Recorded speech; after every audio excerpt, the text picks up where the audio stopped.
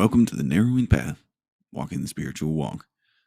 My name is Steve Van Einstein. Thank y'all for joining me again today as we go through and we do today's daily reading from James Allen's Daily Meditations.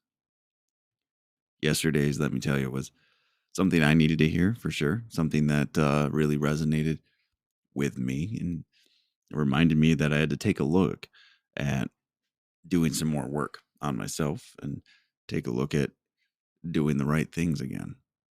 You know, sometimes we get comfortable just checking boxes, meaning, oh, I did that, I did that, I did that.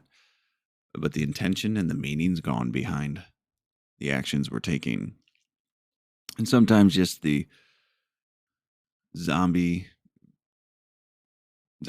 actions and repetitiveness of it can work for a while, but eventually the habit gets called into question. And you have to take a look at what you're doing. Do you mean what you're doing? Are you putting the energy behind what you're actually saying? That the meditations, the prayer, the self-inventory, the communication with others. And that's what yesterday's did for me, honestly. It gave me the opportunity to really take a look at this stuff that I'm doing and hopefully set straight the path that I'm walking again. You know, sometimes you get a little off base. Happens to everyone. I'm not a perfect human being just because I do this podcast either, as much as I'd like to give the impression that I do pretty well. Some days are better than others, that's for sure. So I'll tell you this, I'm grateful to be able to have this podcast, be able to share these insights and these understandings with all of y'all. And I'm excited about today's to see what yesterday's is followed up with. And just remember, always remember, temptation shows a man just where he is. That's what the ending line was yesterday. And I don't know if I'll ever forget that, because temptation is just so telling. So, all right. So here we go. This will be fresh to you and fresh to me, meaning you get my genuine response, reactions, observations, and what I relate to about the reading. Because this will be the first time that I read it or hear it right here on this podcast with y'all. So here we go. This is September 24th reading of James Allen's Daily Meditations.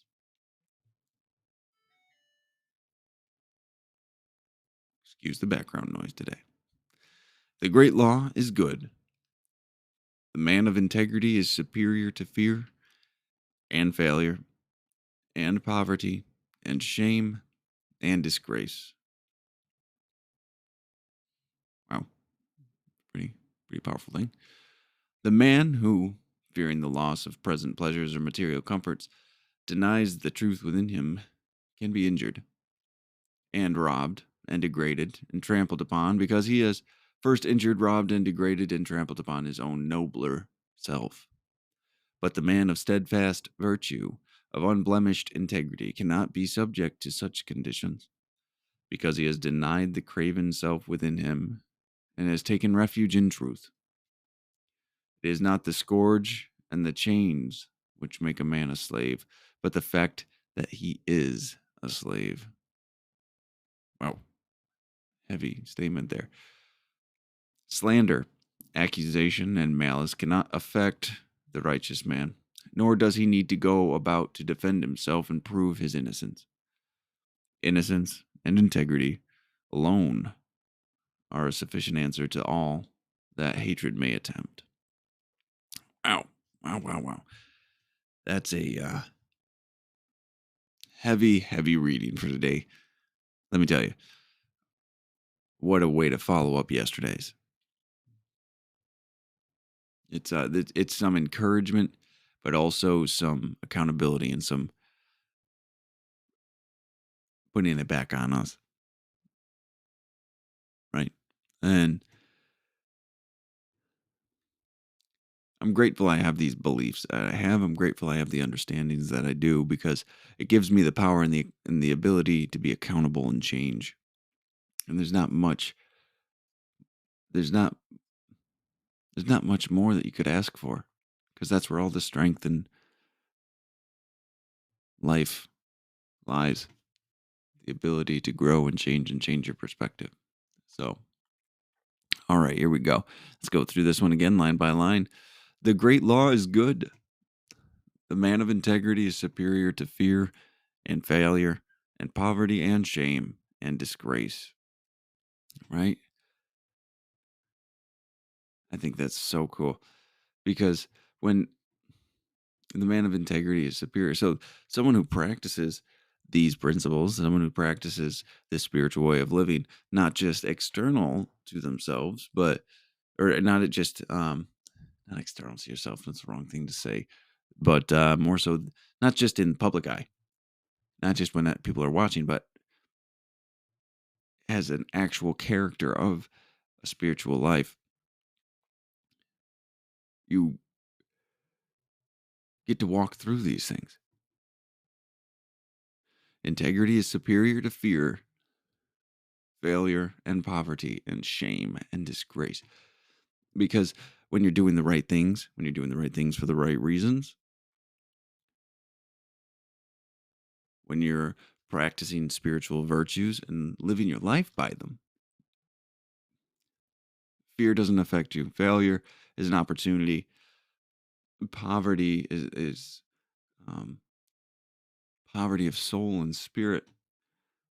Shame. You have no shame in your actions and who you are. You can't be disgraced because you're practicing virtuous and honorable ways of living.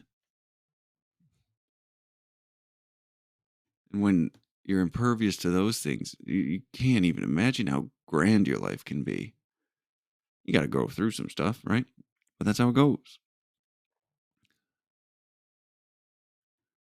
The great law is good. When you put good into this universe, you get good back out of it. It's amazing. The man who, fearing the loss of present pleasures and material comforts, denies the truth within him can be injured and robbed and degraded and trampled upon because he has first injured, robbed, and degraded and trampled upon his own nobler self. So let's be clear here. I love this line. I believe in these things. And I've had an experience many times where this is proven to be true. That's when a lot of the work that I've had to do has actually changed the way I treat myself. Right. So what he's saying here, let's do the first part here. The man who is fearing loss of present pleasures and material comforts denies the truth within him.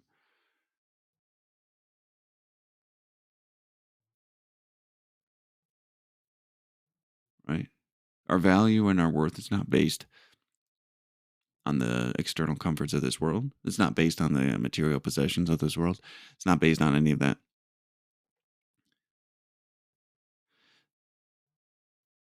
It's based on the spiritual way of living that we're talking about here. That's where the joy, fulfillment, and contentment comes from. Which, though, in the beginning might not seem like what we're like it makes sense, but after all is said and done, and I've had my own personal experience with this, it is true. It is absolutely true.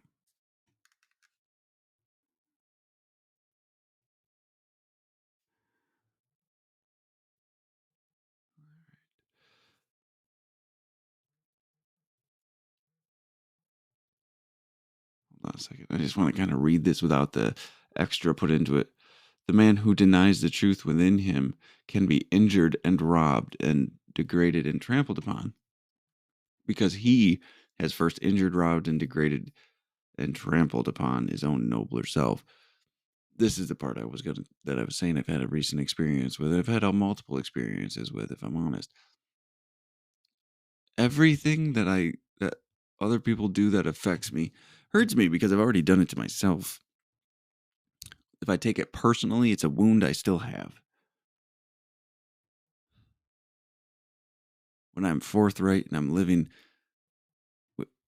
as a man of integrity and walking with my head up high, It's a whole different world, right? When I honor myself, when I honor this way of living, nothing like that can touch me. I don't take it personally. I cannot be harmed by those things. But guess what? When I've done it to myself, when I've, um, how to say, committed the sin already, embraced some of those character defects in my own mind already, and then they come to fruition, or someone else takes an action on me because I'm ashamed of myself or whatnot. I've done it to myself. I've allowed that to hurt me. I've allowed that to take part in my life and affect me personally, instead of understanding that it's never about me, actually, is it? It's a powerful understanding to have.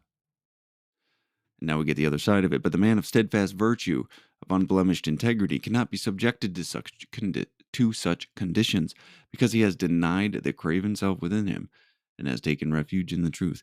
Right? So when we do not just live in a self-serving way, when we live in a God and others serving way, and we actually embrace that, and we bring that into all areas of our life,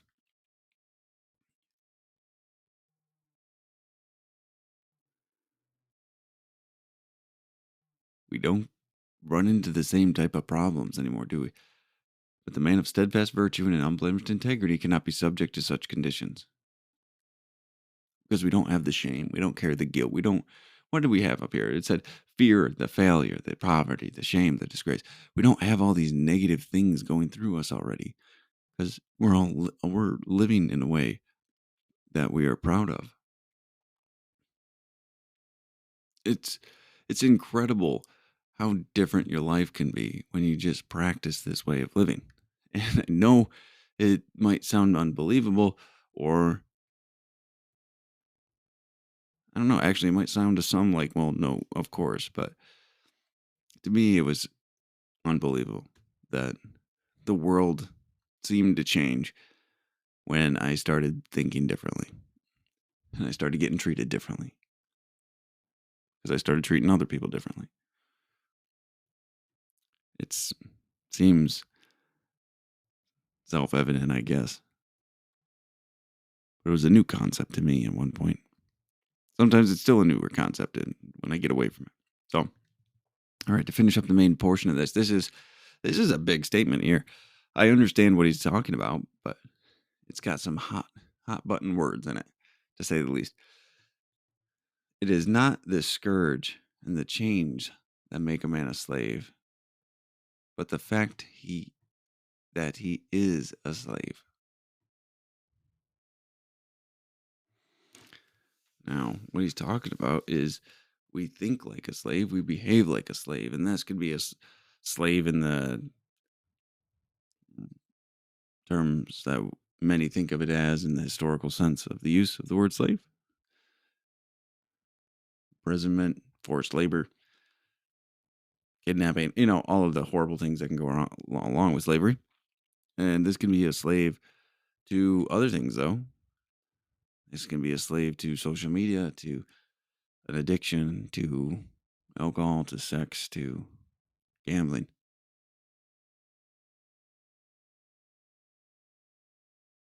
When you think in a certain way, you bring those conditions upon yourself.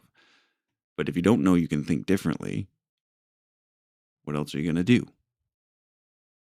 Right? And that's kind of a hard understanding to have.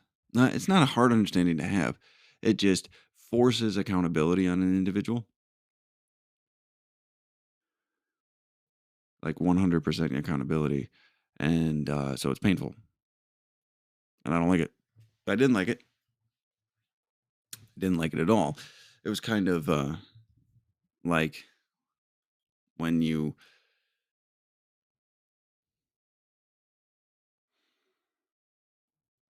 when I got, when I came to the understanding that I was a drug addict and alcoholic, I was responsible for it then. And then I was told I didn't have to be that way anymore.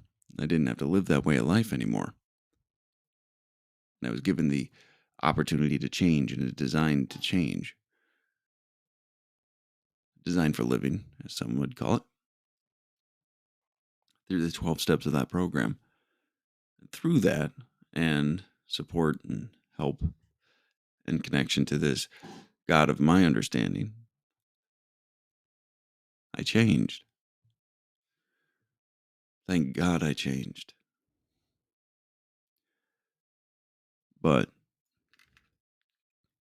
the example I'm going for here really is it wasn't the drug use that made me an addict. It wasn't the alcohol consumption that made me an alcoholic. It was that I was one. I thought like one. I behaved like one. And the rest just came along with it. Accountability on myself. All right. Now, the closing line of this one's quite long, so bear with me. Slander, accusation, and malice cannot affect the righteous man. Yeah, 'cause we don't have those weaknesses. We don't have those temptations. We don't have those pain points because we're living a life of integrity.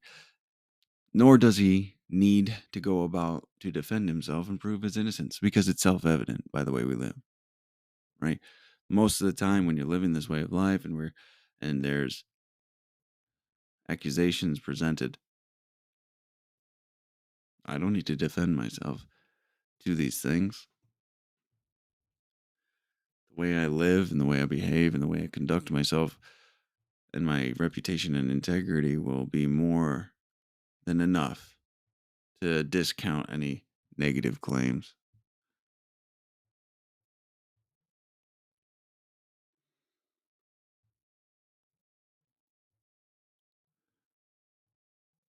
And this is what he says here: innocence and integrity alone are a sufficient answer to all that hatred may attempt.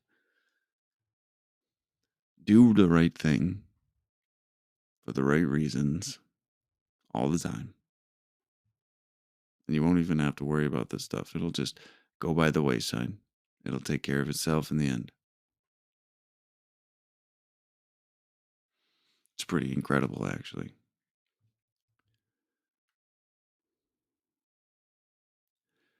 Living with integrity and righteousness has saved me so much trouble. But to say it a different way, has given me so much peace. It was a side effect I didn't realize was that comes with it. I just wanted to stop drinking and drugging, and suddenly I was given a life of joy and happiness, contentment and peace. It's a whole different thing. So, all right. Well, I ran a little bit long today, but thank you all for coming along with me, and thank you for all, as always, for staying with me on this journey. Incredible reading today. Again, go ahead and check out our Facebook page. I'll post usually the new episode there, and we'll continue on through the rest of this year. And what do we got? It's the 9th month. We've only got like 3 months of this left, guys. This is episode 268. How time flies, right? So, all right. Well, until next time, thanks.